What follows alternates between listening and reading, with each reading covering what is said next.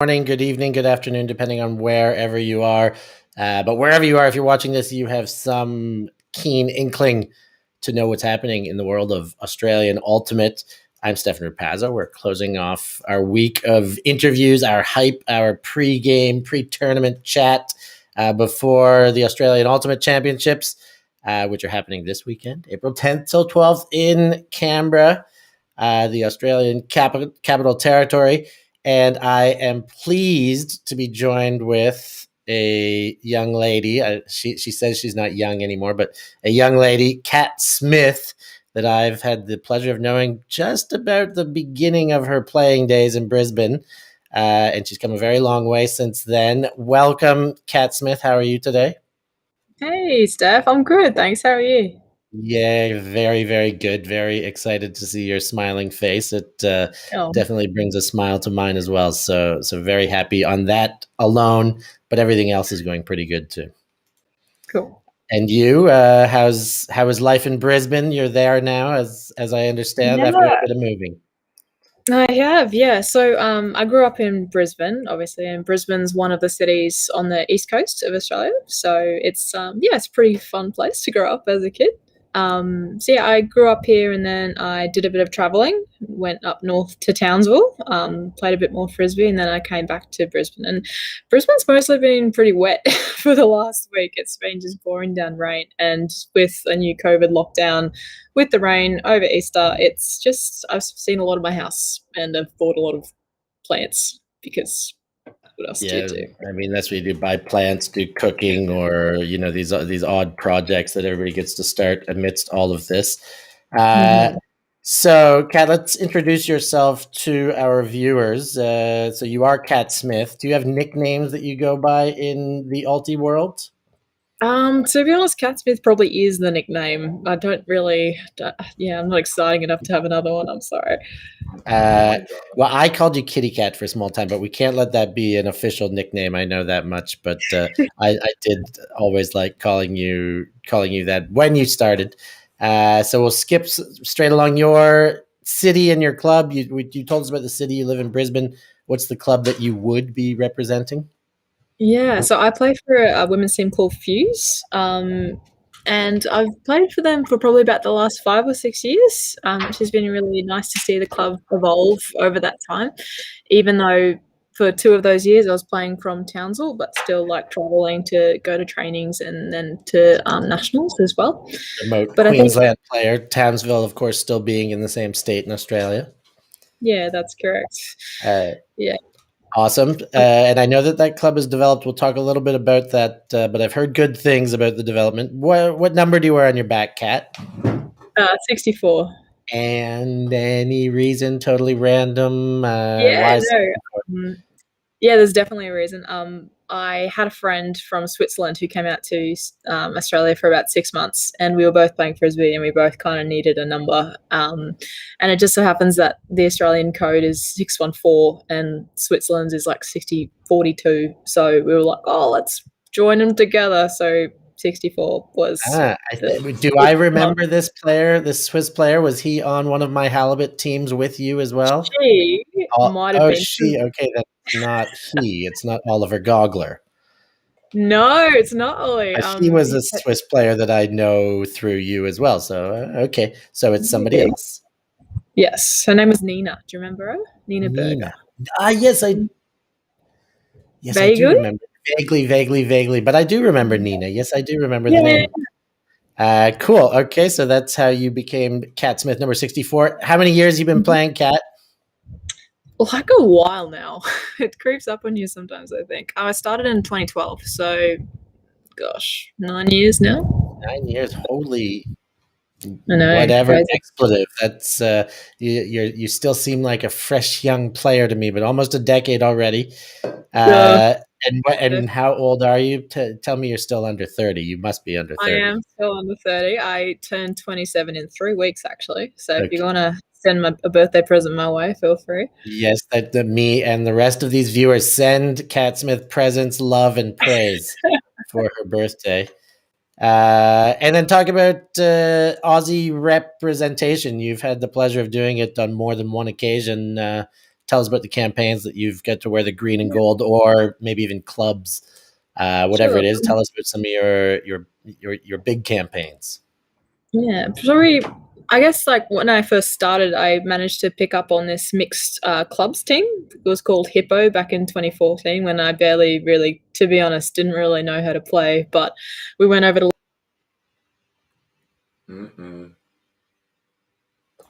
We've lost her for a second here. Maybe internet connection on the other side. Let's see if we get her back soon.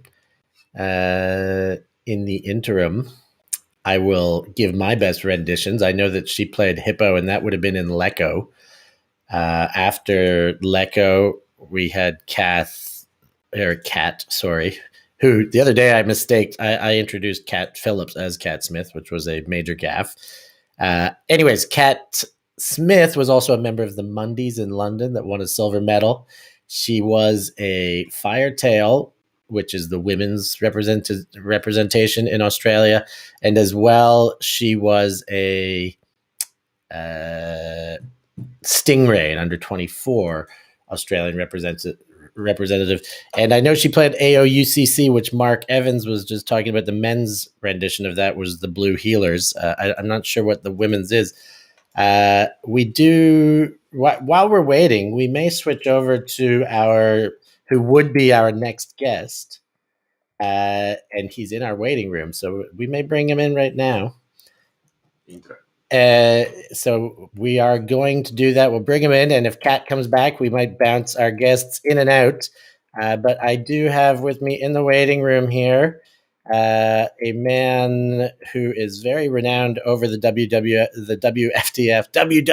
the World Wrestling Federation. I will read his resume here, his ultimate resume, before we pull his face on, because it's quite impressive. Chair of the WFDF Spirit of the Game Task Force, introduced for the WFDF Game Advisors. He's been a player at WCC 06, 2010, World Masters Ultimate Club Championships 2014, 2018, coaching staff for Australia, the World Games 09, WGC 08 and 2012, WFDF Rules Official Game Advisor, the World Games 2013, 2017, WGC 2016, WCC 2018, W Under 24 2018, founder of the Indigenous Ultimate Association, also involved in the Australian Ultimate League and the After Cultural Diversity Showcase game, more than just a mouthful. Rules guru Rueben Berg. Let's bring him in and say hello before we get Kat Smith back. How are you, Rueben? I'm doing really good. How are you, Steph? Yeah, really, really good.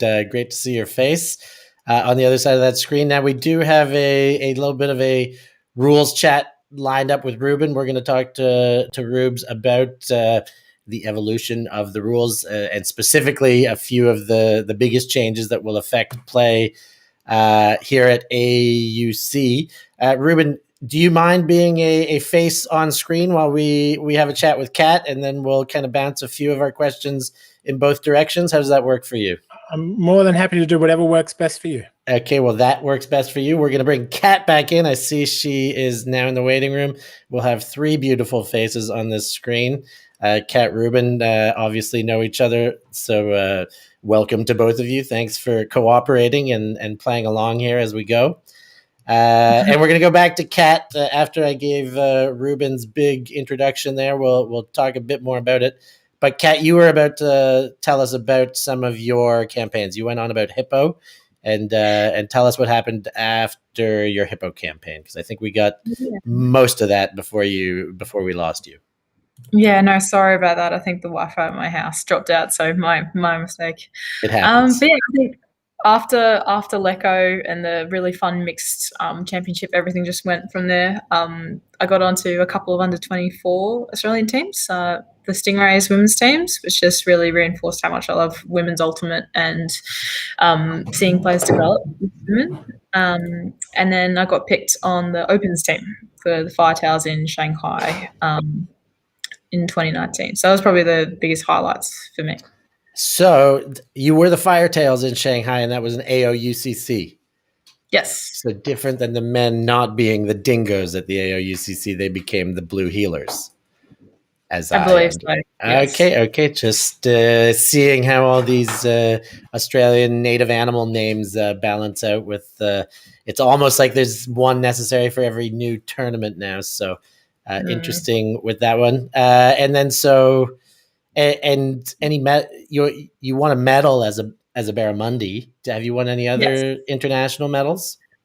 We won bronze with stingrays Yeah. in 20 no the odd year ago. What city was it in? Perth. Okay, in Perth. Okay, yes. 27. I can't remember. 2017.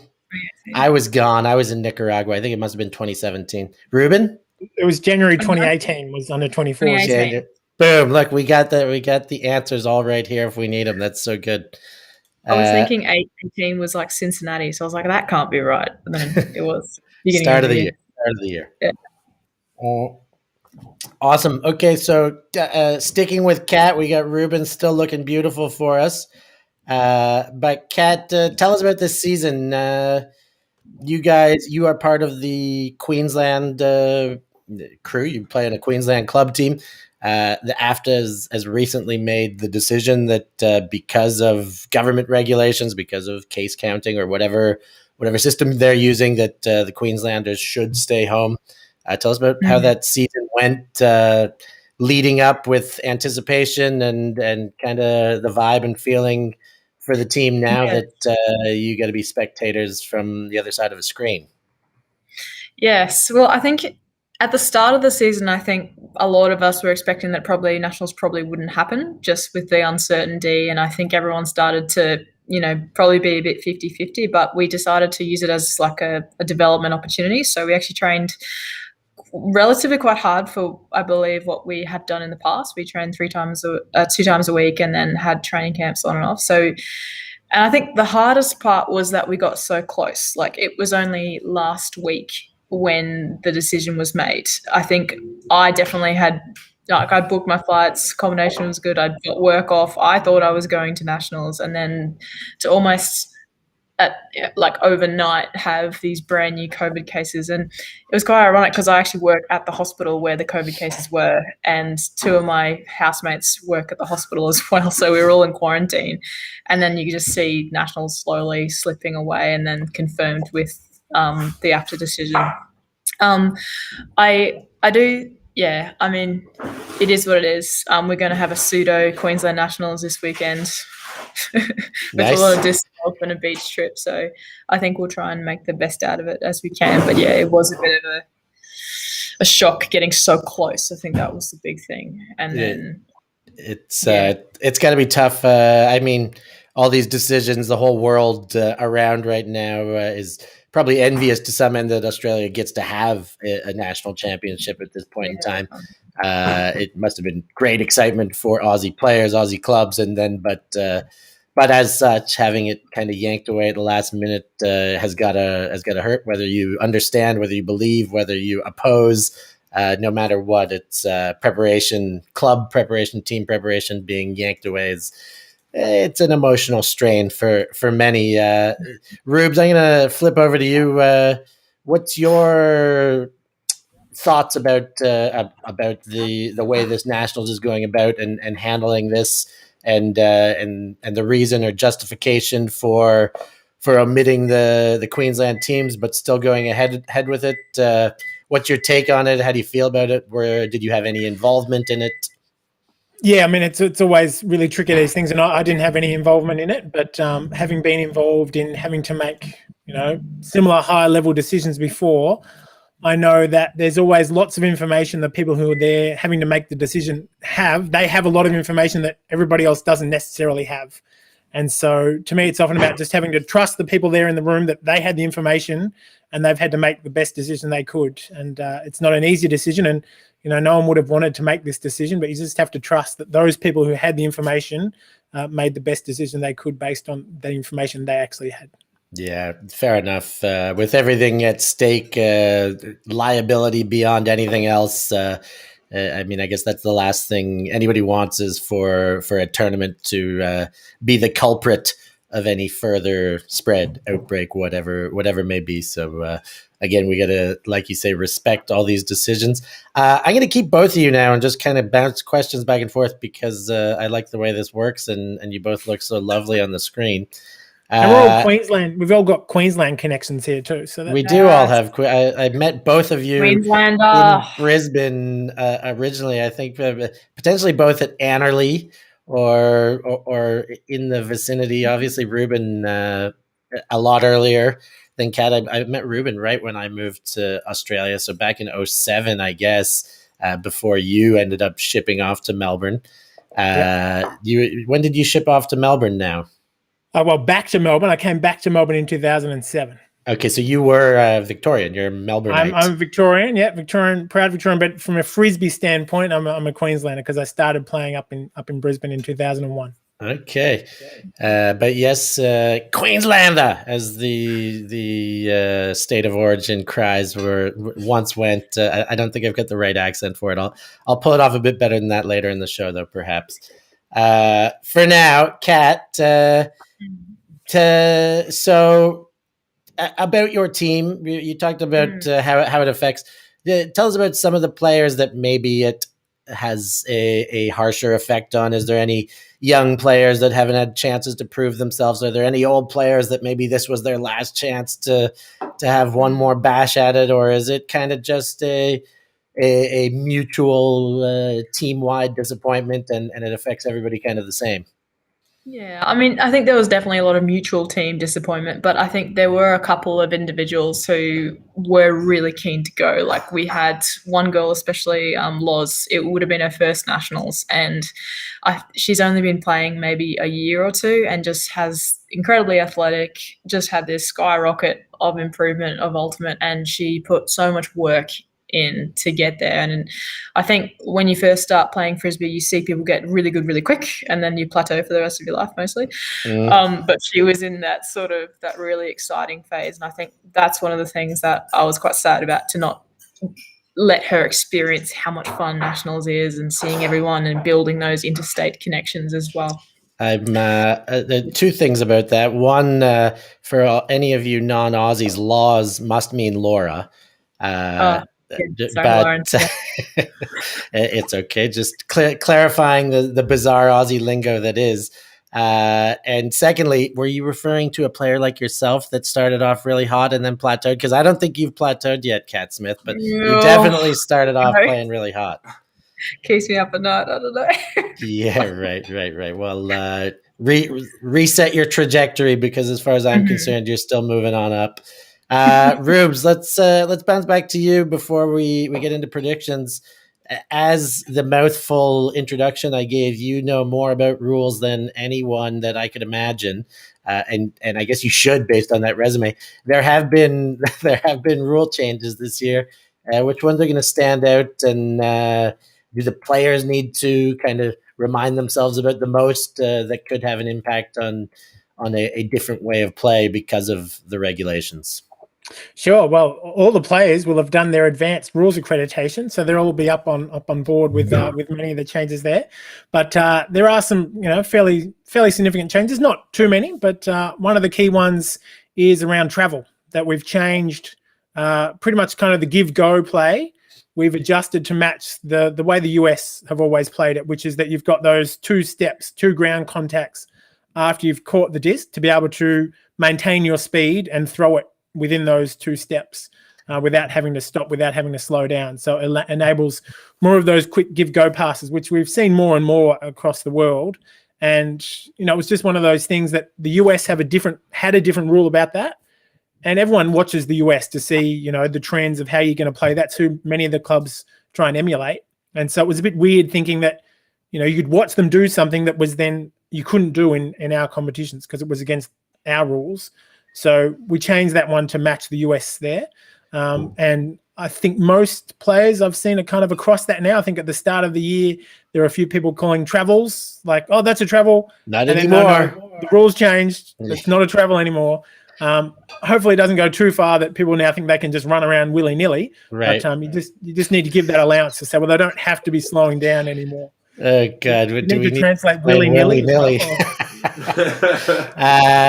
And so the two steps before, now correct me if I'm wrong here. Before, there used to be some iteration in that rule that it was like without changing speed or direction in those steps. So that is kind of been removed as well. No, that's still there. It's still got it. So if you're going in a straight line, the speed is what you don't have to worry about. You have to keep the same direction, but you can maintain your speed. You can't increase. You can't go from stationary to moving forward. Okay. But if you're going at a sprint, you can stay at a sprint, catch it 2 steps, be in the air, and release it, and then keep going. All right, giving a bit of motion offense, kind of facilitating there.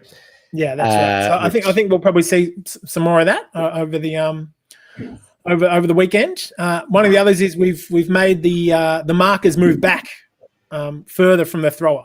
So we've increased the distance the marker needs to be from the thrower, pretty much by disc width. So it's a double disc width? How do you measure that now? You can't push not for off. disc space, but for wrapping and for straddle. So it used to be the line between your arms. It couldn't cross the torso. But now it's a line between your arms, can't come within a disc width of your torso. So you've got extra space. A disc width of the torso on a straddle or a wrap. Well, for the straddle, it's of your feet. So if you imagine there's a disc at your feet, a line between the marker's feet can't cross that disc. It's got to be a disc width away from your pivot foot. That is okay. I think further back. Just get further back. A bit more space. I think it's tough. It sounds like it's a little bit tougher to measure. I always used to like the get out of here. Like that's still there. The get out of there is still there. That still exists. Disc space around around the gut, and it helps if you've got a bigger gut like us. Maybe to push hey, speak for yourself. No. But it's to do with the arms and the feet. But again, that's to match a USA rule, and we hope that means there is fewer instances of thrower marker fouls. We'll just see the game continue. And to be honest, like as a good thrower, if someone's right close to you, just go, oh, well, this is going to be easy to break them now because they're so close. To make them go back a bit is not actually necessarily easier for the thrower, but it will mean there's fewer chances to have that contact that will cause a foul and therefore have stoppages. No one wants stoppages. So. No, let's get rid of those stoppages, keep the play moving. So, Kat, before Rueben goes on, how has your team kind of discussed the rule changes, or has training been have you adapted new drills or anything, or have you just kind of read and accepted and understood? No. So Anson is our coach again this season, and he loves rules. So we actually did a drill on the wrapping and the straddling rule and like the 45 degrees. So yeah, that actually was the thing that we did a lot over a couple of weeks ago. Yeah. Nice. And do you think in an attacking sense, play or planning has evolved because of the traveling deviation? To be honest, I don't think. I think a lot of us really love that rule. Like, I think me especially, I was really happy to see that actually happened. So I don't think we needed just for you. The Cat Smith rule. I know, I love that rule. But yeah, I don't think we needed to practice that anymore. I think we'll take to that. So. You just kept doing what you used to do was illegal, and now it's legal. Yeah, okay. Beautiful. Anything else, Rueben? Any other significant rule changes? There's probably 2 others that are worth a mention, and that's the penalties for offside. We've changed, and that caused a bit of controversy. I think it was the final of Div 2 Nationals, the men's final, maybe 4 years ago. The double game point, I think, had an offside that caused the penalty. We've changed the way the penalties for offside work though now, and that is that there's no longer a repull. If you go offside, there's automatically something will happen, but it's always, we just treat it like it's a brick.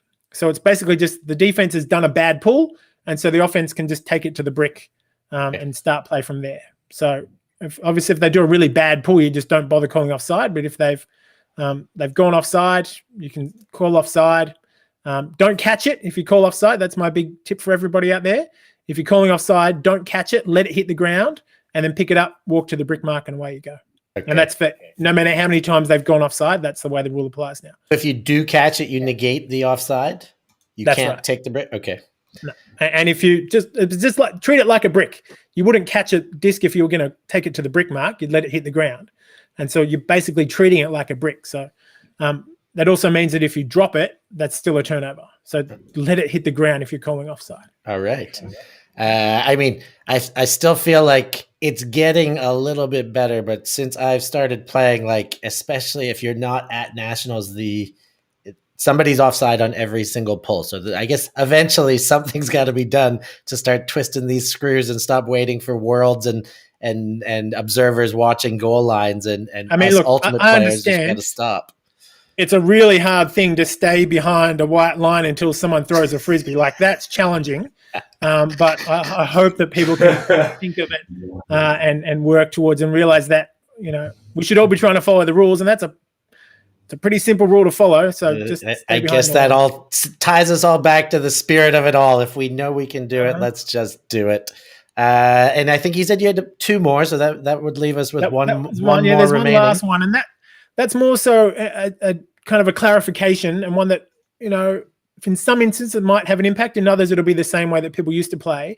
But we've adjusted our wording around receiving fouls, and what we've kind of edged out a little area where there's not a receiving foul, in that if you get a block and then after you've gotten the block, you then hit the offense's hands, just their hands or their arms that are outstretched, then that's not considered to be a receiving foul. So it used to be a bit of a grey area whether that did qualify as a receiving foul or not, and now I've said quite clearly that if all you do is, as a defender, is contact their arms after you've gotten a block, that doesn't count as a receiving foul. Okay, obviously, if you hit their arms on the way through to the disc, that's going to still be a receiving foul. But you got the block, you just happen to hit their arms.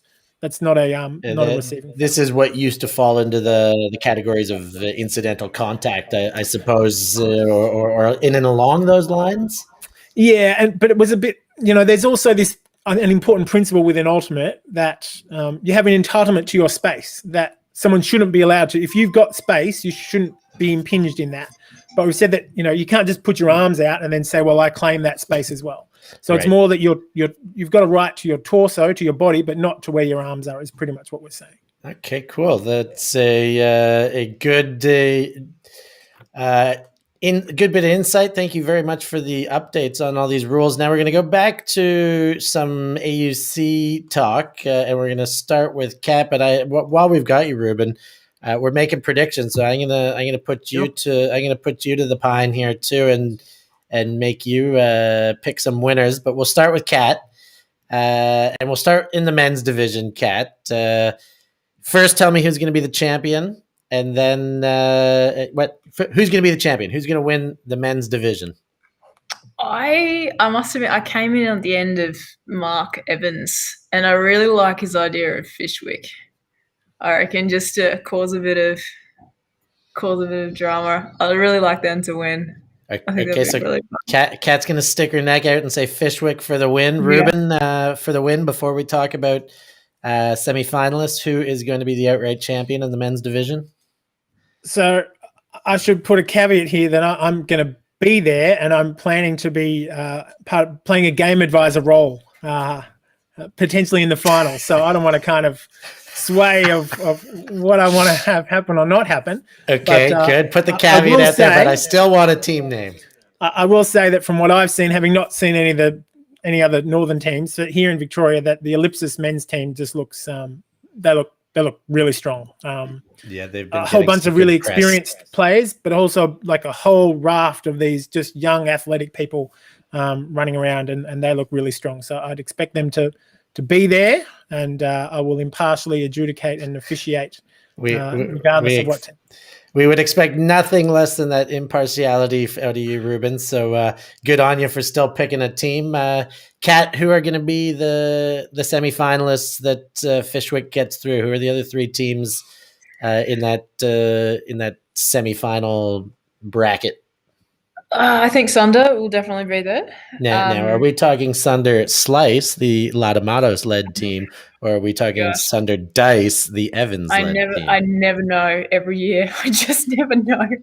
I reckon it'll probably be a Sunder semi, right? That's usually how it happens. Okay, so one of them gets the right to represent. Yep, and it'll be Fishwick and, Ellipsis. And Ellipsis. So, Rueben, do you see different semi-finalists than Kat? Both Sunders will be there. That's fine. but I think Newcastle. I think Newcastle have a good shot, given that it's been quite an interrupted season. They've just got such a core. They know each other all so well, that team. I think they've got that advantage, that they've got that gel, those connections, and they know how to deliver. They've got the skills there. So I reckon they're going to make a semi as well. I like it. I talked to Greeny yesterday, the young man of the sport, 52 years old, still going at it in Div 1. Also, Kat Phillips, I spoke to her, and she mentioned her affinity, what she likes about Newcastle, how they always show up with these small roster teams, sometimes as low as 10 to 12 to 14.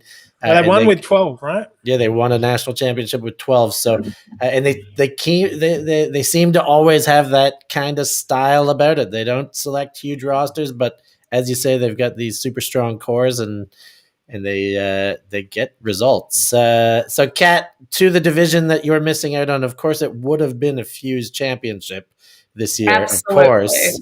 This was our year, the 20-year plan. And you know what? I must say, there a few of my interviews have mentioned the expectations for the Fuse improvement to be showing this year. So not just me being over flattering to you, but it seems like the word on the street was that Fuse was seemingly legit this year, but without them, because that is the case now. How's it gonna go? Let's start the same way. So who's gonna be the champion? I think Ellipsis will probably take it out again. Okay, it doesn't seem like anybody's stretching too far out on a limb with that one. Rueben, are you going to agree? Look, it's hard to say that they're not. I got to play against them down in Balan earlier this year. I'm playing with Fat Chili, and they came and joined in and played against the men in that game and that tournament, and that they still look really strong across the board. So yeah, dot. 4-time champions. Hey, can either of you tell me about now I should have asked this to Kat Phillips perhaps, but maybe either of you know, the dots are cut up. It looks like there's letters in there. IDEC. Is that what I see? And are you allowed to share your insights on what those 3 dots represent, or do you have insights, either of you? I think I know, but Ruben, you probably know more. I know, but I'm not sure if it's shareable information. So, I don't want to hear to millions of people. I think it's unfair for me to reveal that. But I guess I could say that. I don't even care if people find out. So okay, well then I'm picking up what you're putting down, and I kind of thought we were there, but we'll never know until we speak with somebody from Ellipsis. Until then, okay, so Ellipsis 4-time national champions. I was still in Australia for their very first one. I had the pleasure of commentating that, and they've done nothing but win since. So we will say, okay, Ellipsis are looking good to win it. Who are they going to beat in the final, Kat, and who are the semifinalists as well? Give me the other 3. I think it's going to be some really exciting plays. Like I know I keep coming back to Canberra, but like the likes of Abby Dawson and Caitlin Grange, like I don't know how they do some of the stuff that they do. Like I think that'll be pretty good. I think Rogue picked up Kaya Weir after we couldn't take her anymore. So Kaya Weir in herself is going to be incredible, along the likes with some of the other Rogue players. And obviously Manly, this hugely strong, impressive team that just keeps doing amazing stuff. So I think it's going to be those 4. And who will get so Manly, Factory, and Rogue, and which one will get to feature against Ellipsis in a final? I think the experience and the I don't know. This is getting a bit corny, but I think like the heart of Manly, or maybe the fire of Manly, will get through in the end with the experience. Nothing corny about it, Kat. I love it. That's all we can take for our sports predictions. We know the players. We don't have stats or any of that stuff yet. We just know what we know, and knocking on the doorstep, hey Steph. Yeah, if that's what you feel, that's how it's going to unfold. Rueben, and so Ellipsis, you like.